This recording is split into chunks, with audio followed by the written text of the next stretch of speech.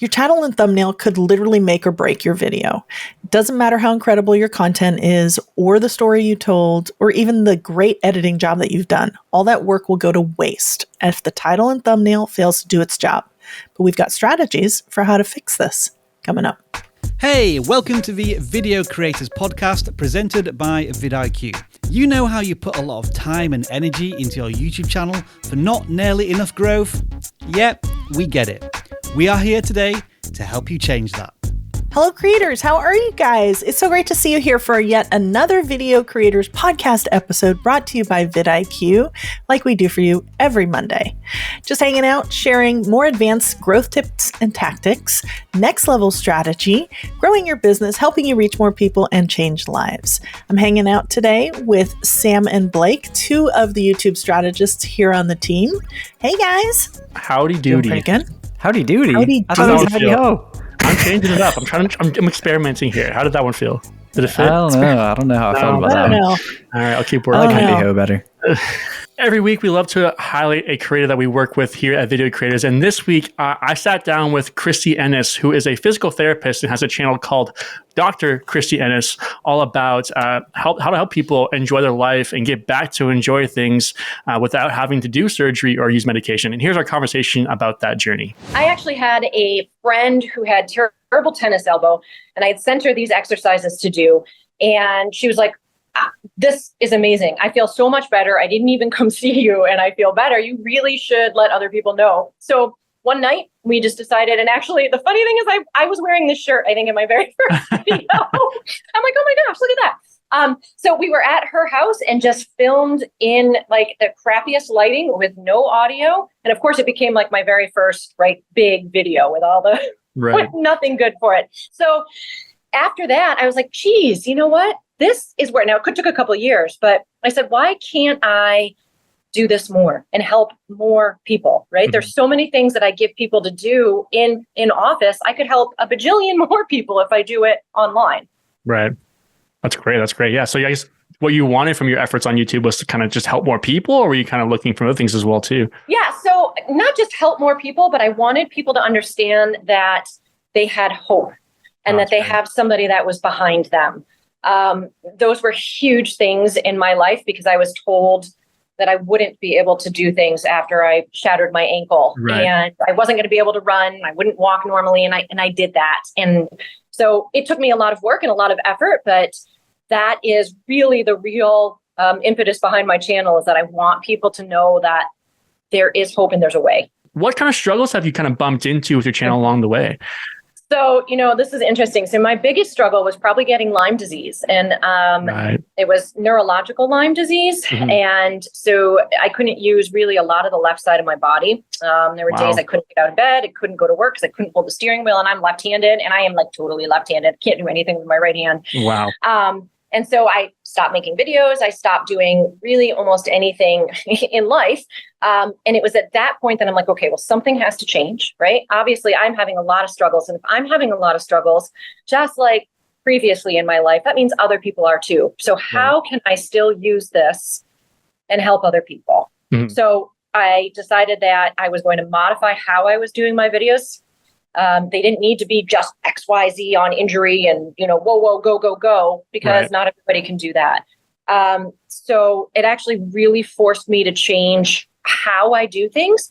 And in learning from you guys, especially now too, incorporating that into my video and into my story, I want, clearly I want to help people, and I want people to know that they can be better. So no matter what. What have you experienced from result-wise of getting the ball rolling on your channel? Have you experienced some really great momentum there, or what does that look like for you? Yeah. It still kind of astounds me that my channel is where it is, to be honest with you. It's always exciting when I look at it.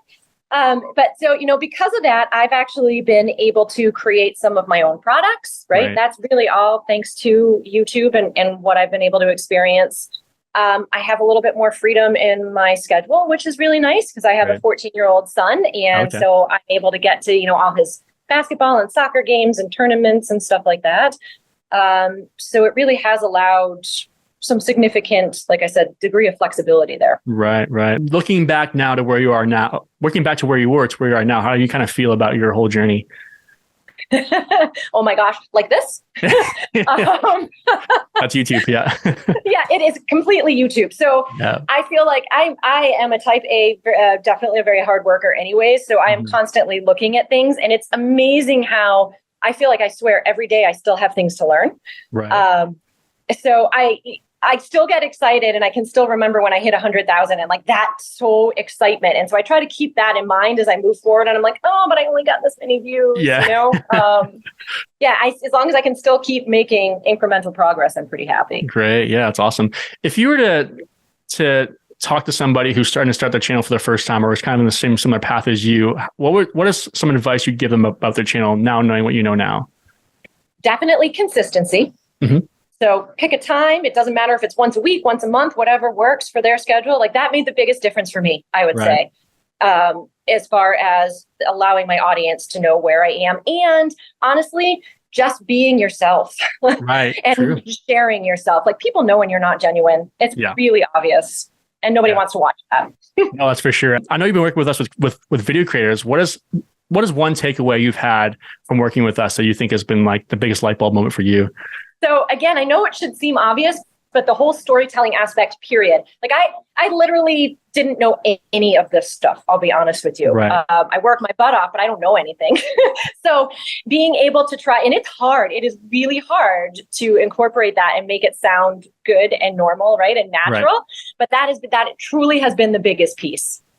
Right. That's awesome. No, it's really cool to hear. Thank you so much. I appreciate your time for chatting with us again too. Yeah, it's been a lot of fun. Thank you for chatting with us today, and thank you for being part of Video Creators for a little bit of our time. So all the best and take care. All right. Thanks. I love how Christy's mission about her channel is just solely based on helping people. She really just wants to kind of give back and share her struggles of what the stuff that she has gone through, but also just push people through their struggles as well. And really pushing through the struggles in general of some of the stuff that she's faced in creating her content on YouTube. And if you're kind of in that same place of just trying to push through some of your own struggles, we'd love to work with you in an hour-long consultation, whether it's me, Molly, or even Sam. Feel free to go to videocreators.com/consulting to book a 1-hour session there. And we'd love to hear your story, a bit about your struggles, and some ways that we can support you in your YouTube journey. Guys, I feel like the title of this one says it all. Stop asking if titles and thumbnails are important. We're just going to answer that right now. They are. No. They are. They are so crucial. So crucial. It's everything on YouTube. And so we want to take a deep dive into that today and talk I think a little bit about some of the frustrations, what's really at stake for creators if you don't get this. And it really is, I talk to creators all sizes, right? I think some of the clients that I'm working with right now, they've ranged from entry-level clients to diamond play button clients. And titles and thumbnails are the bane of every creator's existence. Yeah. So if they are for you, you're in good company. You're in good company, us included, right, guys? Oh yeah, every single week. 100%. Every single week for us, we have title and thumbnail conversations as a team. So let's kind of really, like I said, dive in here. What are some of the most common frustrations that you hear from clients around titles and thumbnails?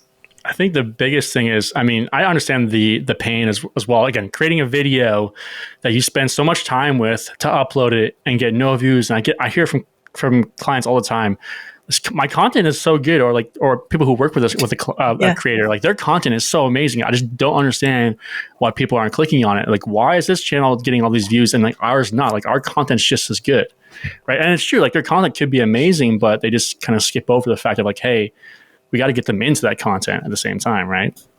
Mm-hmm. Yeah, definitely. I think titles and thumbnails are really interesting because I feel like all of us almost have this it's kind of like your baby in the same way that your video is your baby. I actually feel like there's that sort of sentiment with titles and thumbnails too. And so it can be frustrating when they're not performing as well, when you're spending so much time trying to make a great thumbnail, especially, and you're learning Photoshop and, I gotta figure this out. And then it's just time after time, it's not doing well. And so I think there is a common frustration with that too, of just kind of, working hard on these. Why aren't they going far? And so that's where sometimes we come in and it's like, okay, well, we can work hard, but put our energy in the right places to craft these in a way that will have the highest opportunity to reach more people, just with some slight tweaks. I feel like one of the biggest misconceptions is that people think that the hook is in the video. Right? Yeah. But it's actually the title and the thumbnail. Yep. So how do we flip that mentality or help our audience, the podience, flip the mentality around that? I think there's a couple of things you can do. The first thing that comes to mind is being really intentional to plan your video out ahead of time, like before shooting. I think thinking through your title and thumbnail first will give you the best opportunity to really plan that well. Especially, that's such a good point. Like thinking of it like a hook, and we're trying to reach probably a new viewer because you're probably trying to grow your channel. So if we're going to try to reach new people who don't know you yet, and the title and thumbnail is an afterthought, we're probably not going to see much results. Versus if we flip it around and we really try to think of it as that hook that's going to pull in a new viewer, the more proactive we can think through that, we're going to give ourselves the best fighting chance. Yeah, and ideally, we want to be found on the homepage of YouTube. And I'd encourage you to ask yourself as you're creating your thumbnail and your title, if I were to see this on the homepage of YouTube, looking at it right now, do I think my audience would click on this as opposed to something else as well too? So practically just taking what you've created and putting it on the homepage. Say, how does this compare? Do I think am I attracting people, or is something else going to gravitate to their eyes more? And that's something to kind of just think about before uploading it. So. Yeah. And there are a couple good tools to do this if you're like a lot of people where the visual carries a lot of weight for you versus just guessing if you're going to stand out on the homepage, because that's a great point, Blake. Take a screen capture of what your homepage looks like, or better yet, maybe go to like YouTube in an incognito window, and maybe I'm thinking maybe search for something within your niche, then go back to the homepage and see what ends up there. And then take that screen capture and bring it into Photoshop and remove one of the videos. And then as you are crafting or ideating, really, you have your thumbnail and your title, maybe go to, I think it's thumbsup.tv. I was thinking the same thing. Yeah, I wanted to mention that. I think it's thumbsup.tv. Yeah, and we'll put that in the description as well, or the show notes for the viewer. It's a great tool to use. I definitely have all my clients use it to just kind of see what the title and the thumbnail look like together, because sometimes seeing them apart, it just doesn't resonate the same. And what's really great about Thumbs Up TV is it will figure out what your thumbnail looks like for all the ways it's going to be surfaced around YouTube, in the suggested feed, on the search page, on the home page. And so even on mobile as well, because you want to see if your title's truncating. That's definitely one of the things to look for. But then take that little example, right, and take another screen capture and then paste it into your homepage screen capture. And are you popping out against Mr. Beast or not, if he's your competition? Yeah. I think one thing you mentioned there too is really important to keep in mind. Is the idea is like your thumbnail will be viewed all across YouTube in every which way. So I like to show the example sometimes too, if I'll show a creator, like if they have a lot of words in their thumbnail or a lot of things happening, I'm like, okay, look at it now. Mm-hmm. Let's go to suggested. How does it look over here? It gets a lot smaller. Can I still visually understand what's going on to this, that I'm going to be attracted to it? Or am I going to be able to, can I even read the text? Because a lot of times the text is so small, you can't see it at all, right? That sort of thing. Yeah. And really kind of speaking of text, I feel like text is really almost equal to hook, because you have the visual story and you have the title, but the text gives you an opportunity to stretch intrigue in a way that's different you don't want to repeat what's going on in the title. Don't waste an opportunity like that. Really stretch the intrigue. And I feel like that is really where that hook comes into play. The beginning of the hook, right? The pull, the initial, I have to click. That happens to me a lot on YouTube. I'm sure it's happened to you guys. Yeah, for sure. I tell creators all the time, I'm like, for a great experiment for you, as you're watching YouTube in the future, scroll through the content. When you stop and click on something, ask yourself why. And odds are there's something about that image or about the title that really pulled you in, that you had to click and resolve it. And I feel like that can be really helpful. Just as an experiment, as best YouTubers watch a lot of content, just being proactive about analyzing what you're doing and why, to see, okay, what did they do in this that really attracted me, and how can I replicate this or learn from it? Definitely. That's so interesting. I never really thought of the text in the thumbnail that way, of thinking of that as kind of a hook to hook them in, but it's so true. There's one thumbnail that I really love by this channel called Nerdforge, and she does some of her highest viewed videos. I know one of them in particular is she I was going to say repainted her Xbox, but it's like more than, she like recreated her Xbox, and it looks like this tree house, magic tree house kind of thing. Definitely you have to check out the thumbnail, but it's her in the thumbnail. Like, it's very simple. You see this tree thing, and then the text, all it says is my Xbox with an arrow pointing at it.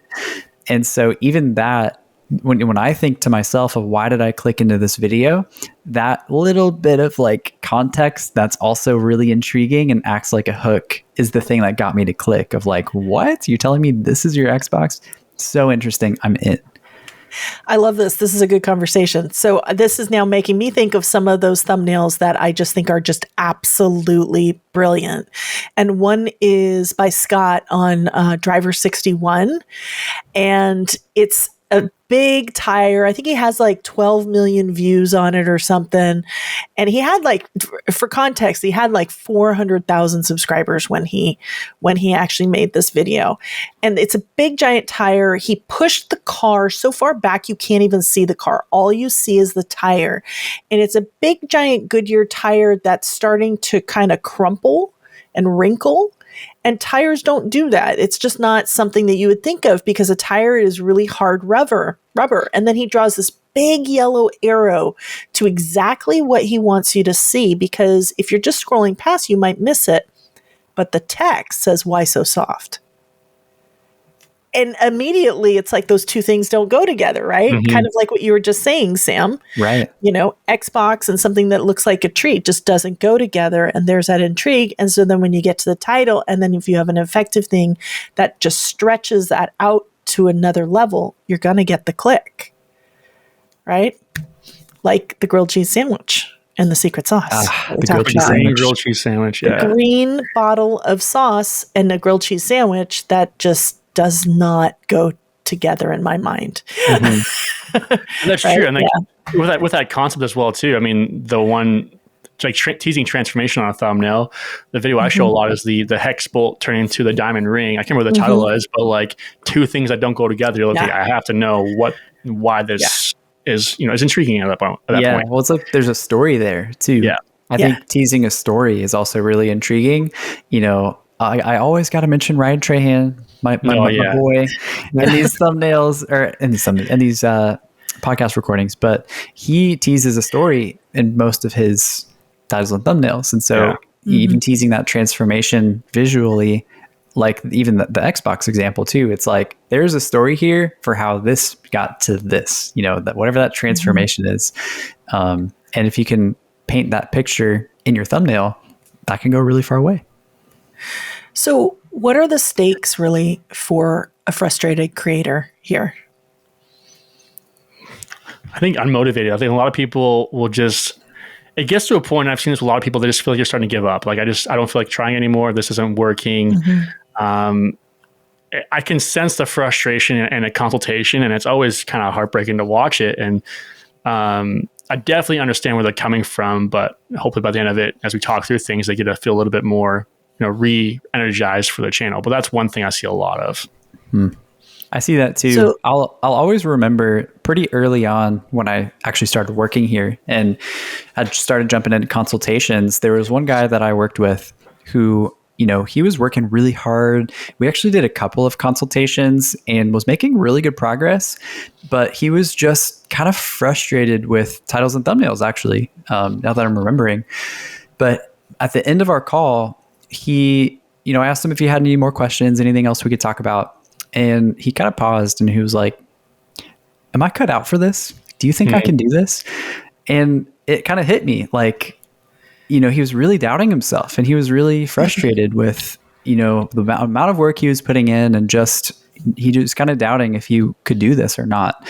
And like, I really believe anybody can do this. So, we spoke, he actually did a creator spotlight a little while back. And he was making great progress and was seeing a lot of success, which was awesome. But I think there are some real stakes as far as feeling like maybe you're not cut out for it, and that frustration leading to maybe just burning out and quitting, I think is some real stakes. Yeah. So what would you say creators shouldn't do? Because I feel like creating thumbnails and writing good titles, like you guys were saying, it's such a touchy topic with a lot of creators because it's hard to keep swinging and feel like you're constantly missing the ball. So let's get a little practical here. Let's first dive into the things that are really more common mistakes and what not to do. And then maybe give you the flip side of that, of what you should be doing, or maybe some new approaches, new tactics for you to take so that you can win at this game. So let's dip in first to some common mistakes and assumptions that people make.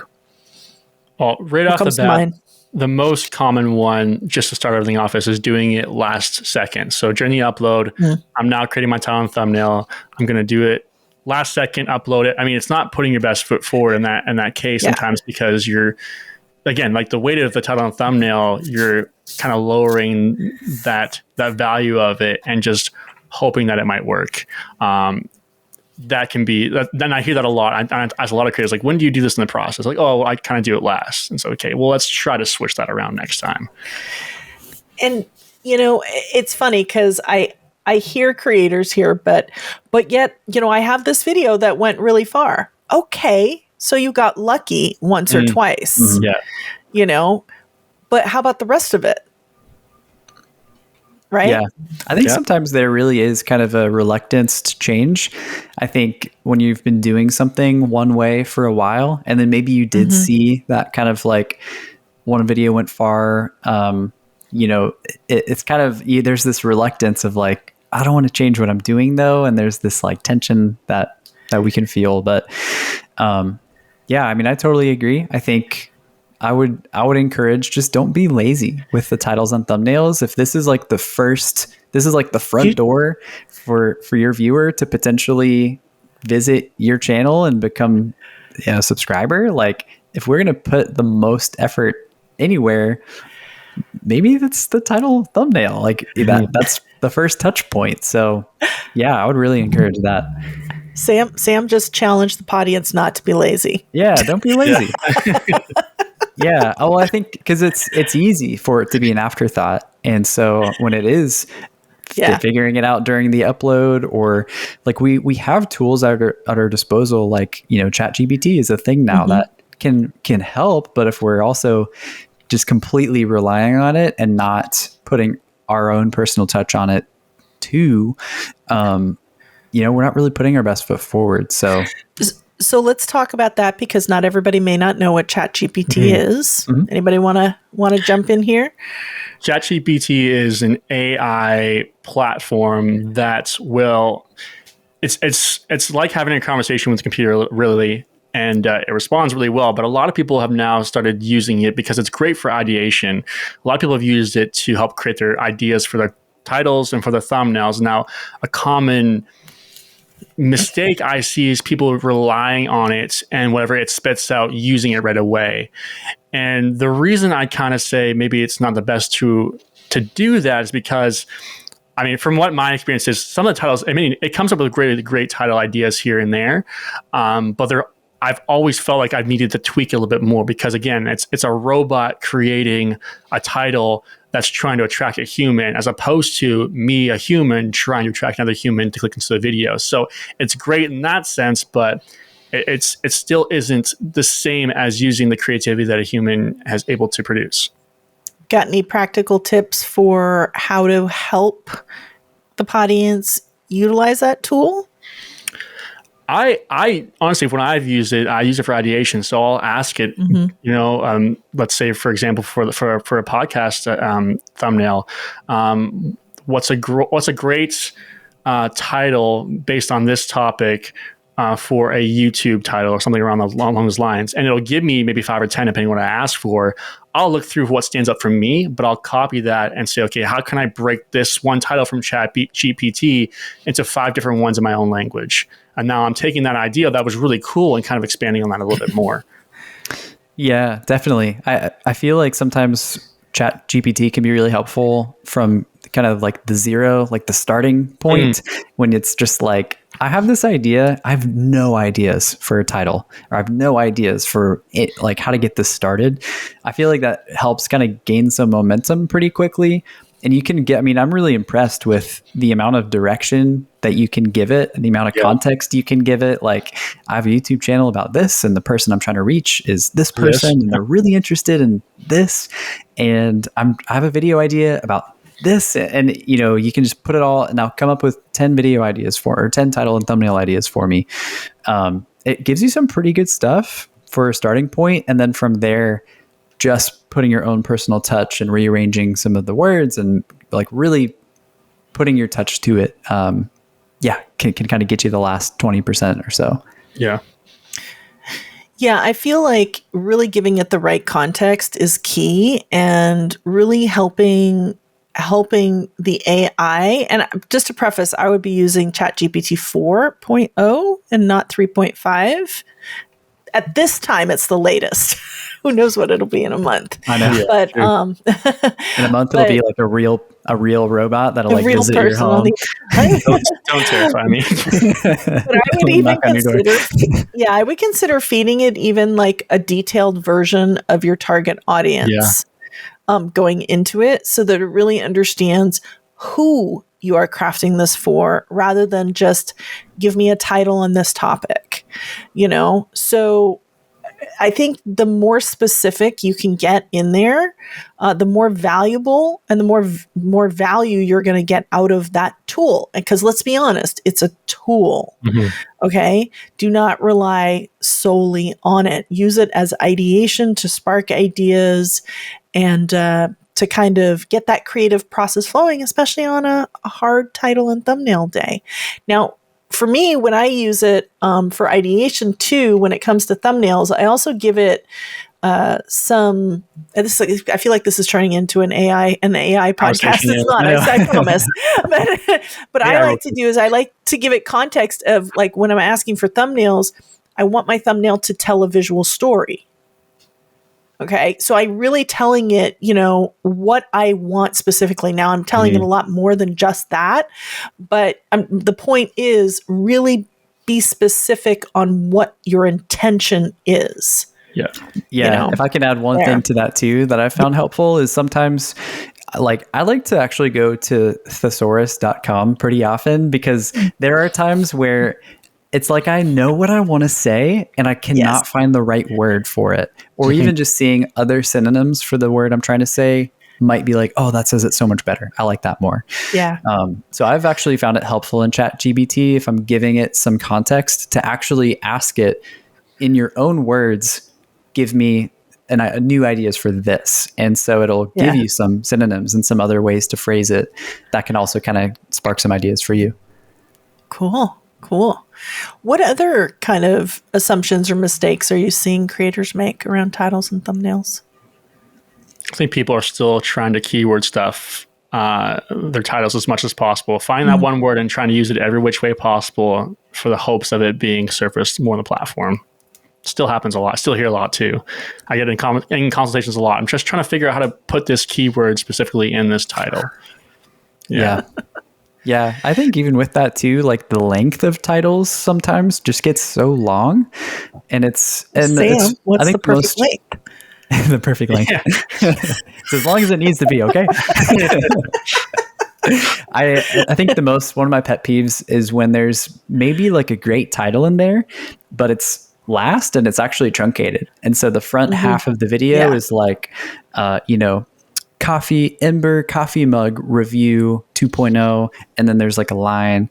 And then the second half of it is like the best coffee mug that'll change your life forever. But it's totally cut off. And it's like, that would have been great if that was right here. You don't need that front part like at all.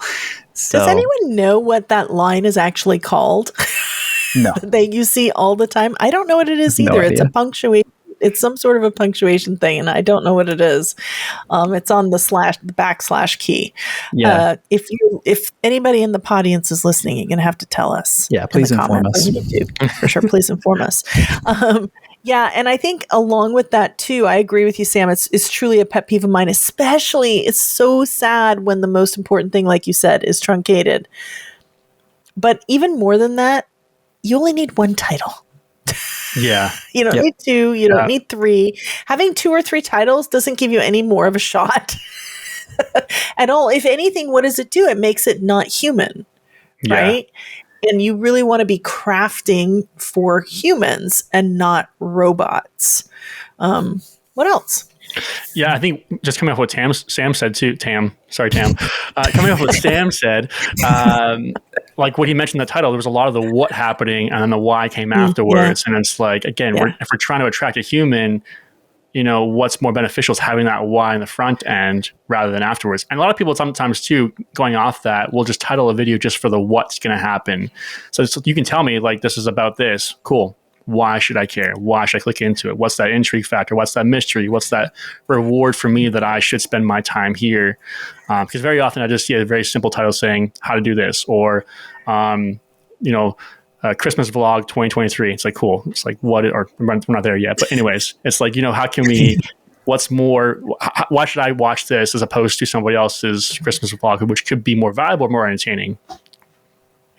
Yeah. And I feel like, also, one of the biggest mistakes that people make are titling something and using a thumbnail with a concept and the idea because you know what the video is about. So you naturally think that the viewer is just automatically going to know that. They have zero context as to what the video is about. So I feel like some of the challenge, for creators is to give the right context for somebody who knows nothing. And if you're really making a discoverable video, they know nothing about you because you're really targeting non-subscribers in that. So you have to kind of ride that balance there. So I'm curious, where do you stand on using a screen grab from the video versus crafting a title? Pick a side. Oh, we have to pick a side? Yeah. You have to pick a side. I'm going to force you. Damn. Okay. Tam. Okay, it's Ingrid. Oh, God. It's hard. I want to pick a side. I'd say I would lean on the side of creating a custom thumbnail as a whole. However, there are times where you can use a screen grab to your advantage, but I would not say doing it during upload.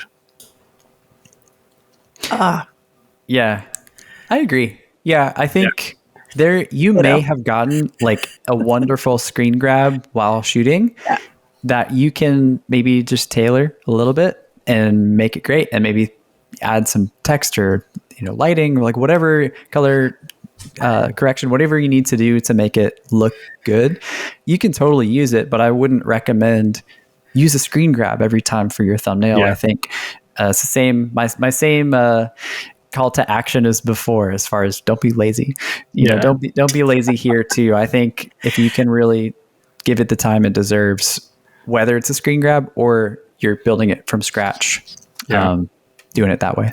a lot of Marques Brownlee, I know a lot of his thumbnails, he does use screen grabs from his content, but he's intentional with what he's going to put on that thumbnail. So while it is a screen grab, he knows, okay, is this the best thumbnail to represent my video? He also uses an excellent camera. Yeah, 8K. So which is has, right? So it has an excellent shot. So it's not, I agree with you. It's not necessarily that a screen grab is bad, but like Sam said, audience, don't be lazy. And just grab one as you're uploading, because I'm going to tell a little story here. So, once I had a creator who put a lot of effort into a video, right? And planned the title and the thumbnail prior to, did multiple thumbnails, okay, along with a title, and the video was really good, but wasn't getting the traction from the crafted thumbnail. So what we ended up doing, when this was a how-to channel, so what we ended up doing was pulling a screen capture, but of the action that was taking place in the tutorial. And it had a peek of the finished product, right? The transformation. So it was teasing that in an intriguing way. And just because it was a still didn't make it any less valuable. It actually gave the right context. And now that video has almost 200,000 views. Okay. We went from nothing to everything by realizing that we just didn't have it. And that was okay to do that. But don't use it as a crutch, because on that channel, more often than not, we have a crafted thumbnail, which usually is the thing that goes farther. So, what's the moral of the story there? I don't know. Don't be lazy. Don't be lazy. All right. So we've talked a lot about what not to do. Let's focus now on how to actually help the audience out here in what we actually should be doing. Any thoughts on where you would start there? So as we mentioned before, planning your title and thumbnail last is not the best method. Planning it first is. And not only that, but thinking, okay, how can I create multiple titles, multiple thumbnails to really get that brain vomit out? How can I get all these ideas out and figure, okay, what would work best? And getting feedback around that as well too. Yeah, I think the more proactive work you can do is actually really helpful. And I think there's a lot of freedom that comes from that too, because a lot of times when you start with that and you get all these ideas out, that actually helps with the scripting when you're thinking through the hook, and then you're thinking through the end hook, and then the meat of your video. It sounds like it's just more work for the sake of more work at the front end, but I think it actually kind of helps with the rest of the planning as well. But yeah, definitely kind of taking that first and then proactively working on that. That goes a long way. I feel like one of the things that creators I would really be cognizant of is really using the language of your actual audience. Are you speaking above their level, or can you strip it down? What are their terms? Just think about us. We use terms like target audience and value proposition. But when we go to title things, we don't say it that way. We use audience, or viewers. Or, what is your love language, if you really want to think about it that way. And that's what we use when we're titling things.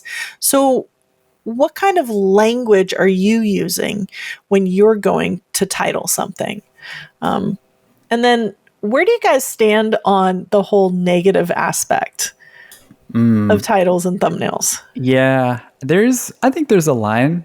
I think it can be really effective to have more of a negative focused, don't make this mistake, sort of posture in your title and thumbnail. I think it can be effective. I know it can, if that's all you're doing, it can maybe come across like you're kind of just harping on your audience. And like, I really think the kind of higher priority is, how are we making the audience feel? And so if we're thinking of them and we're kind of constantly like, don't do this, stop doing this, you're making this mistake. And it just is maybe just coming across like this more negative focus for like holistically for your whole channel, then maybe it could be problematic. But from time to time, I think it can actually be really helpful, because if you frame it in that way, and then overall it's like a positive message that you're making the viewer feel good and you're helping them with something, they can walk away feeling like, oh my gosh, this was so helpful. Yeah, I think not abusing it, but using a mix of it, because your audience will pick up very quickly that you're just trying to use the same title over and over again to pull them in. And if they're going to your channel page and that's all they see, they're going to know that. Now, if I had a mix of titles that were positive and some that were negative, I would, and if it's appropriate, I'd be like, oh, what is he concerned about that normally he's positive? What's he concerned about now? It would draw me. That intrigue factor, again, even just knowing the creator would pull me in. I feel like if you approach it from a holistic perspective, your just channel as a whole, that's a much better plan. So like you guys were saying, you know, a little bit of the positive and the negative, and really into what's the value for your audience, right? And if it really is about not making mistakes, then maybe that's the time to say, avoid making these mistakes or avoid the pain, whatever that thing is. But also tease the positive too a little bit alongside it in a human, very relatable way.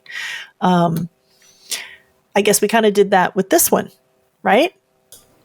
Stop asking we did if titles and thumbnails are important. I didn't think about that. Yes, we kind of did that as well. And we got so you. what else? What else? We got you. We got you now. What else, guys? I know we mentioned this a lot too, titling for intrigue, but what I mean by that when I say this, how do I create a mystery or question in their mind that they have to resolve through a click? How do I tease a result without giving them the full answer they have to solve with that? And then the other side of that too is, how do I pitch the benefit and reward to that person specifically? Again, knowing what that value is that they want. So again, we using their language as well too. If there's somebody who wants to lose weight, if I use something too complicated, say how to stay in a calorie deficit to get the weight you want, as opposed to how to eat properly so you can lose fat fast, you know, that's more the language that they're looking for. Or fit into the bikini next weekend. Yeah, I was going to say, even tapping into that why is really helpful versus just the, you know, there's a guy I'm working with right now who he has a cool channel. He's modifying like gaming keyboards and gaming mice to basically just help people have the competitive edge over the opponents and the games that they're playing. Makes it lighter. And so what'd you say? It makes it lighter. Makes it lighter. I nerd out on that stuff. Yeah. I mean, it's interesting because you could frame the content like how to reduce your mouse weight from 40 grams to 38 grams. And it's like very informative, and that's probably what the video is about, but that's not enticing really. But if you could frame it in a way that's like how to aim like Shroud or like this professional gamer, how to win more games of Fortnite or whatever, you know, things like that, where it's framed more like with the language that the audience is speaking, but it's also the thing that they ultimately want. If you can package it in that way, it's really enticing. And then the content's going to be the same. Yeah, we're going to achieve that by reducing the weight of this mouse by doing this, and this. Get an edge over your nemesis. Yeah, there you go. Yeah, I love that. What else? What else are some other like principles? I mean, like we always talk about, you know, we talked about title length a little earlier. Honestly, shorter is better. 50, 55 characters at the most. Look at some of the most successful channels on YouTube. They don't truncate their titles. It's that important. Really, really important. And then from there, what other kinds of things would you say?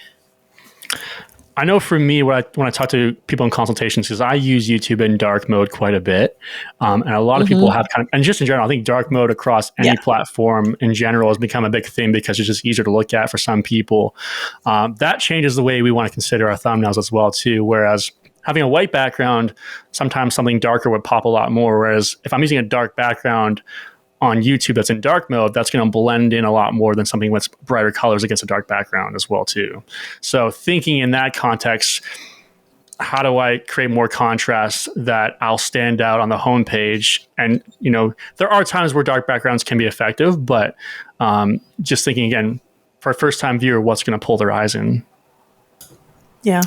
Definitely. Yeah. I think even thinking of thumbnails too, an exercise that is really kind of challenging, but I feel like is really helpful is, if you're uploading your next video or you're ideating your next video and you are trying to think of a thumbnail, I would challenge you to pretend like titles do not exist anymore. And you have to try to get somebody to click just with the thumbnail, just with the visual. Like, how do you give the context? Yeah. Yep. There's no text. With the visual, how do you give the context and provide the intrigue or tease the story just in a visual? I think that's a really good exercise to think through too. What if your channel is more like you're a coaching channel? Like life coaching or meditation or... Well, I would think of what's the thing that they really want. Like if you're doing coaching, so my brain actually went to like sports first. So if you're like a soccer coach, maybe the visual that your audience is really looking for is how to like control the dressing room. Like how do you have control over your team? Then maybe visually you can show you and then an entire team very attentive looking at you or something like that. I think keeping it simple, but also visually showing kind of like the reward or the end result that the viewer is looking for visually can go a far way.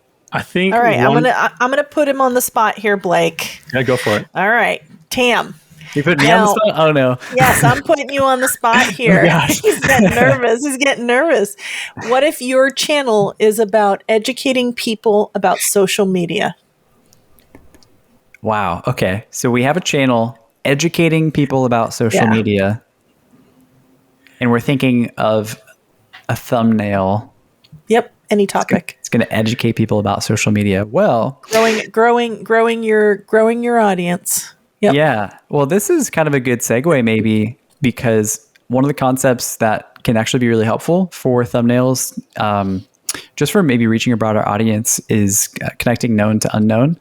And so certain social media platforms that are very well known, utilizing some of those and keeping the thumbnail simple can be a nice way to get somebody to click. So maybe the video is something about like, the best social media platforms to help you, grow your platform or something like that. I don't know. And so, instead of maybe listing or showing every single logo, maybe you pick like 2 or 3 of the big ones that are really recognizable. And then maybe you can show, I don't know, like a little subscriber icon or something like that with like, 99999 notifications, something like that. That's kind of like visually showing all of the new followers that you're getting or something like that. Yeah. That's good. Nice. One thing I want to touch upon there too, just as an add-on, when it comes to those sorts of things as well too, when it comes to like not using words, and I say this very carefully because I don't want people to take it the wrong way, is to use exaggeration, not clickbait, but exaggeration a little bit. When I went to school for like animation, what makes cartoons feel the way they do is we exaggerate the movement, the poses of these people. So someone who is doing something, we'll just exaggerate the movements of it because it feels a lot more intriguing for the eye to watch. Same will go with thumbnails.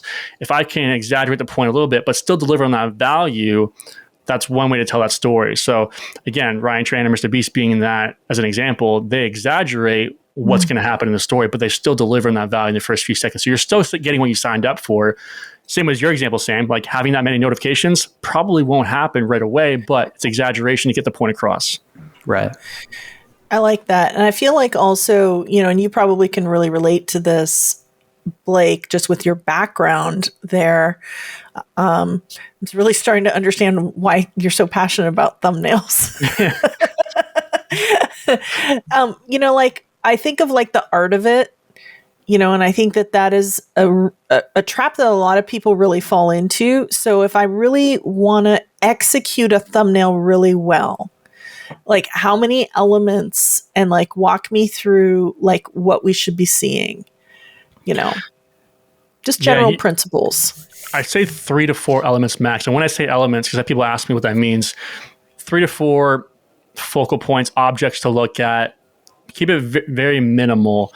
Charisma on Command is a great example. They have 2 to 3 elements on the thumbnails, and that may be a face of a figure using known to unknown, a group of words, 3 words max, and then maybe an arrow pointing towards something. But very, very simple following that journey. Again, because at any size, this thumbnail needs to be understood. So if it's on suggested, how can I keep it minimal to get that point across, but they can see it on that small scale?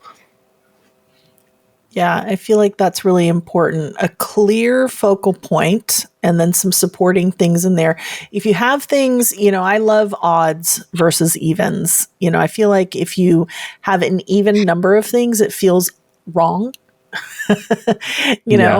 And so for me, I love to keep like 3, but there are some channels that really nail this. Driver 61 is one.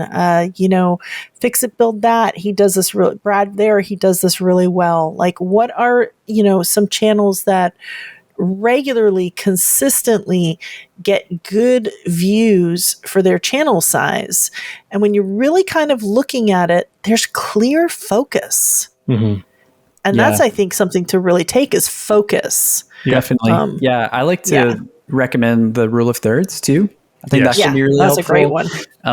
Especially you want to explain that for somebody who doesn't know what the rule of thirds is? Yeah. So it's basically if you imagine when you're watching a video, like the shot, I guess, if you were to imagine some like imaginary grid lines vertically and horizontally, like a tic-tac-toe box. Tic-tac-toe. It's basically just creating these like boxes and thirds across the screen. Nine sections across the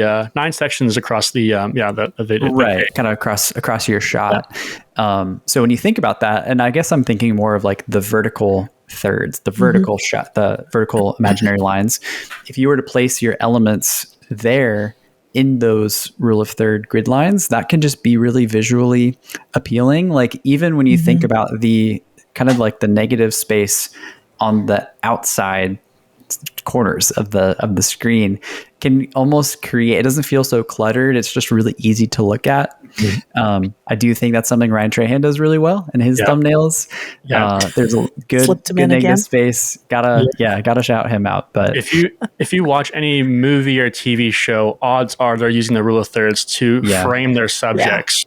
Even if it's just one person, it's never dead center. It's always off to the side or a certain point. It's to have, because it's more interesting that way. And if you go to Google and look this up, you'll see examples of that. Any camera you may use, and you can do it on your phone, or just a lot of times they'll put that grid on the screen for you, so you can kind of line up those intersecting points of where those lines meet as those 4 focal points on the grid. And if they are centered, because I bet you some people will be confused by what you just said, if they are centered, they're still crossing one of the horizontal lines.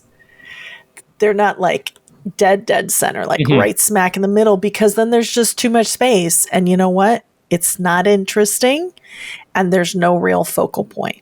Yeah. Well, I think the benefit of kind of going that deep into it is when you imagine you're trying to capture someone's attention with the title of thumbnail, the thumbnail is probably going to be the thing that gets them to stop scrolling if they're on their phone or if they're just kind of scrolling through the homepage on their computer.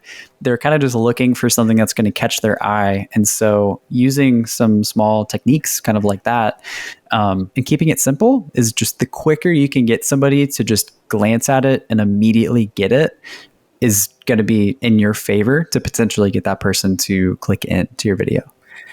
Yeah, I love that. So Blake, I'm curious, do you like have a practical like thing for the viewer to try at all? Like an exercise maybe? Yeah. The one thing I tell creators a lot in consultations is, a great exercise for you to do as you're creating your title and thumbnails. Ask yourself, okay, if I'm going to go to the homepage and pull up a homepage, whether like on YouTube and maybe even incognito itself as well too, put your thumbnail up next to that, or ask yourself, how does this compare or compete with all the attention on YouTube that people are trying to pull? So if my thumbnail's there, can I grab someone's attention, or is this thumbnail here going to probably grab someone more? A lot of times I ask people that even in a consultation, they're always, no, I probably wouldn't. And I think that's really eye-opening for them, because they never think to look outside of their own channel in specific. So having that broader view, I'm like, this is where we're actually trying to see people, so it needs to work out here rather than just on your channel page. And that connection seems to always work, and the light bulb moment for them in the consultations. Yeah, totally. The title and the thumbnail, they are the doorway to your content. If the door is unappealing, guess what? People aren't going to enter. And that's just the bottom line. So dig in, do the work, and you will get results.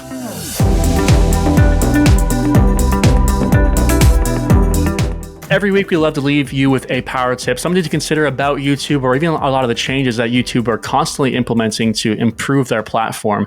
And this week, I want to talk about a change they're adding in the YouTube Studio. We're adding processing ETAs for your videos during the upload. So once creators set their video visibility during the upload, a lot of times they can't go back and check the upload status of the video. You now are able to hover over these badges that might say SD, HD, and 4K, and hover over that and see the progress of each processing quality for that video to really understand. So you can constantly monitor, is my video uploading? Is everything okay? How much time is left? Because the biggest frustration for me is waiting for my video to upload. I'm like, okay, is it done yet? Is it done yet? Absolutely. So it's a lot. This is really, really exciting and a lot of fun for people to kind of just double check that the videos are uploading and everything's fine.